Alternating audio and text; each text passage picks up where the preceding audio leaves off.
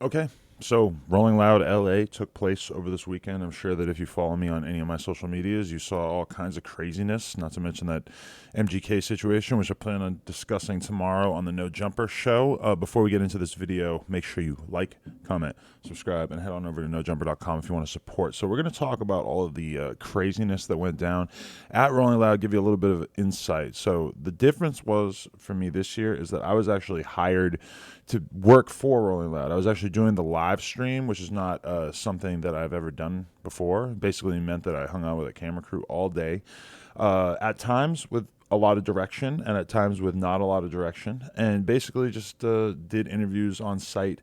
So I was very much around all the stuff that was happening, and I can offer quite a bit of information, I think, even though originally when I was hired by Rolling Loud, they told me that one of the rules was, Adam, on social media, please don't amplify any negativity. That's basically what they told me, which is understandable, and I get what they're saying because, there's kind of like a rule when you're at a music festival, hip hop festival in particular, where if somebody does something antisocial, if somebody starts a fight, if somebody overdoses, if somebody does anything bad, then you're not supposed to talk about it if you're on the team of the festival. And I mean, there's always employees that are there that are basically going to stop people from filming and stuff, but it's a very, very common scene for you to see backstage at a rap show. Somebody's filming a fight, an altercation, whatever, and then employees from the festival come over and yank their phones out of their hands. So this time I was hired, so it was very much a situation where I'm not supposed to be propagating any sort of information. But now that all of these stories have sort of been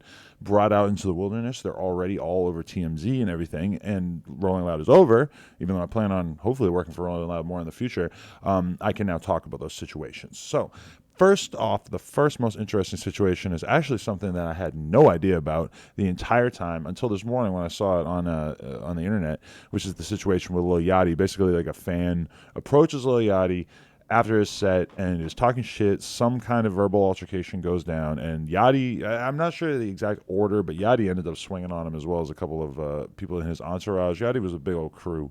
It looked like this guy was alone, and basically Yachty put out a video explaining that the video was not quite as it seemed, that this guy was really antagonizing the situation, and then he ended up getting beat up. But I mean, this is kind of a new thing for us because we haven't really seen Lil Yachty do anything truly antisocial as like beating up this guy backstage Rolling Loud. We haven't really seen anything like that from him so far, which is, Yachty at the end of the day, he has this whole image of being this like kid rapper or whatever, because when he came in the game, he was so sort of naive and innocent and everything.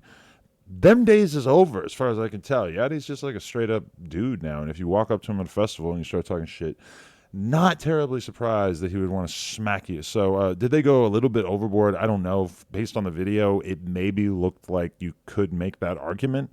But at the same time, Yachty is saying that this guy was the aggressor. So that's situation number one. Did not even know about that till this morning. Now, the second big situation that everybody is talking about is the situation with Wack 100. Now, I'm personally close to the situation. Physically, I was close to it. I was really, really cold. It's the middle of the day on Sunday.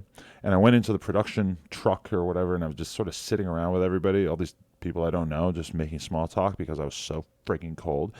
And some guy comes on the truck and he says, "Oh, there's some kind of crazy fight or something going on out there with Wack 100." And I'm like, wow.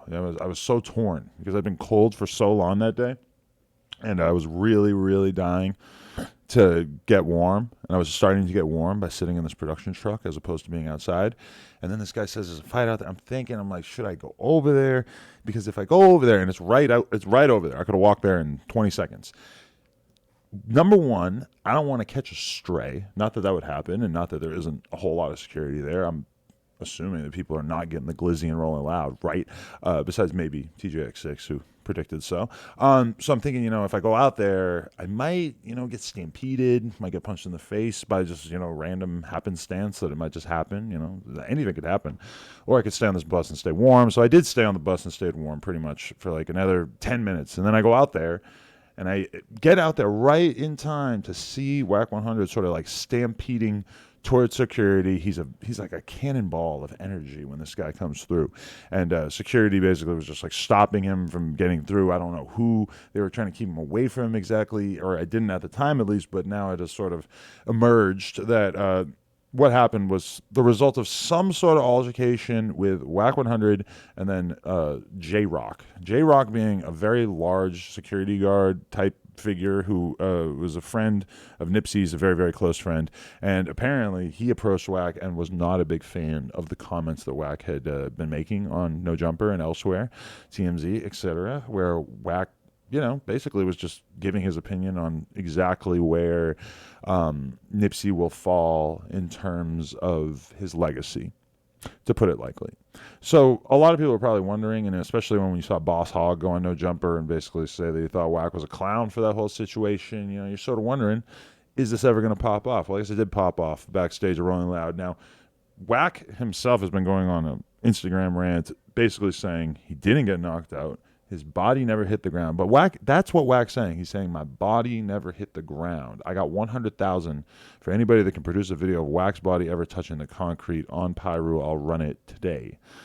So he's saying he didn't hit the ground, but he's not necessarily saying he didn't get hit. Now, the amazing thing, the absolutely astounding thing about this is that there is apparently no video. Now, I don't know if that's because people just weren't filming because maybe the situation hadn't gotten tense yet. Or maybe it's a situation, maybe there wasn't really a hit thrown, even though I've seen a whole bunch of different people tweet saying that Wack did get punched or someone did throw a shot or whatever. I mean, Wack is basically making the argument. He's saying that J-Rock or whoever managed to throw this punch ran afterwards. Now, I don't know if they literally ran, but, I mean, the situation didn't seem to further escalate from there. I don't know how this plays out on the streets afterwards, but I mean, I guess from Rolling Loud's perspective, at least it didn't truly heat up, and at least the video didn't emerge. So I'm supposed to meet up with Wack 100, honestly, this week. He has an artist that he wants to bring through, and I'm thinking that he might want to get in the No Jumper chair and give us a little bit more information on what went down there. Although, to be honest, Wack talks a lot on the internet, but it might be the kind of situation where he doesn't want to go into depth about it because I'm assuming that this type of stuff might be playing out behind the scenes to some extent. Anyway, the mystery third altercation that I heard a lot about on site, but then barely saw anything about on the internet, was that allegedly Slim Jimmy and Trippie Redd got into it, or their crews got into it. I don't know exactly. They were there, and they allegedly got into it, but again, no video has emerged. And haven't really seen that much more about it. Now, for those who perhaps don't recall, we do have an article here that I believe could summarize exactly what happened. This is from Complex about a year ago. Trippie Redd calls Slim Jimmy a bitch and his music trash. Slim Jimmy continued this eventful weekend by engaging in a back and forth over social media Sunday with Trippie Redd. Their war of words started when Trippie Redd responded to Jimmy's claim that Ray Sremmurd was a rap.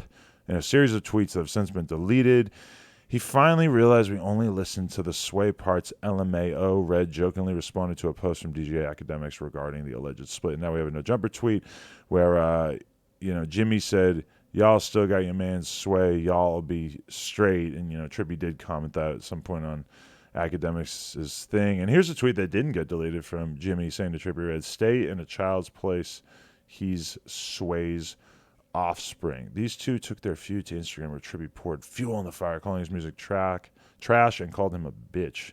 So I don't know. I guess maybe they saw each other backstage at Rolling Loud. I definitely saw Slim Jimmy. I didn't actually see Trippie, but I saw a lot of videos that Trippie was featured in.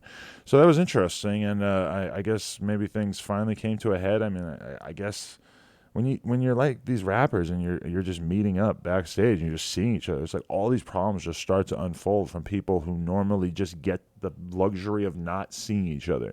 Like Wack 100 is living his life, he's going about his life, he's moving around, and then he sees people that he otherwise would have no reason to see, and all of a sudden shit just gets hot.